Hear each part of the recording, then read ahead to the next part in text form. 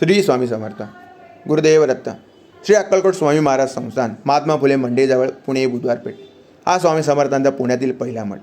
श्री स्वामी भक्त कैलासवारी श्री हरिअण्णा शेटे आणि त्यांनी या ठिकाणी हा मठ स्थापन केला. ते दरवर्षी अक्कलकोटची वारी करायचे, पण कालांतराने त्यांना वयोमान झाल्यामुळे अक्कलकोटला जायला जमेना व त्यांच्या श्रद्धेवरील निष्ठेवरील भक्तीमुळे स्वामी समर्थ महाराजांनी येथे औदुंबर वृक्षाखाली प्रत्यक्ष दर्शन दिले आणि त्यांच्या पादील चर्मपादुका काढून अण्णा शेटे विरकर परिवारात दिले आणि सांगितले की या पादुकांची अखंडपणे मनोभावे अखेरपर्यंत सेवा कर.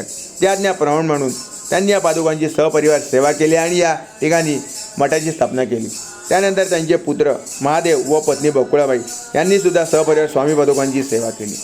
कालांतराने शंकर महाराजांना कुष्ठरोग झाल्यामुळे ते त्रस्त होते. तेव्हा स्वामी महाराजांनी त्यांना दृष्टांत सांगितले की मंडईतील मठात जाऊन माझी सेवा कर.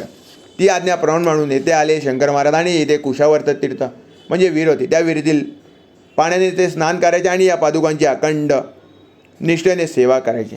त्यामुळे ते कुष्ठरोगातून बरे झाले आणि जाताना त्यांनी बकुळाबाई व महादेवांना सांगितले की या ठिकाणी स्वामी समर्थ महाराजांची मूर्ती स्थापन करून मठ स्थापन करावा. ती आज्ञाप्रमाणे म्हणून संगमावरील सुंदर अशी जयपूर येथील मूर्तिकाराकडून मूर्ती करून घेतली आणि येथे पादुकांची पण स्थापना केली. येथे प्रदक्षिणा मार्गावर आपल्याला विविध संतांच्या मूर्ती आपल्याला बघायला मिळतात. त्याचबरोबर येथे ही स्वामी समर्थांची सुबक मूर्ती आपण बघितल्यावर आपलं ध्यान लागल्या शिवारातून भान हरपून जातं. त्याचबरोबर येथे दत्त महाराजांची ब्रह्मा विष्णू महेश्वर रूपातील सुंदर अशी औदुंबर वृक्षाखाली स्थापन केलेली मूर्तीसुद्धा बघायला मिळते. येथे आपण आल्यावर आपलं कष्ट, दुःख, दैन्य आणि आपल्या सर्व प्रकारच्या चिंता स्वामी महाराजांच्या कृपेने नष्ट होतात. कारण की म्हणतात ना, निशंक हो निर्भय हो म्हणणारे प्रचंड स्वामी बळपाटीचे ती आज्ञा स्वामी समर्थ महाराज प्रमाण मानतात.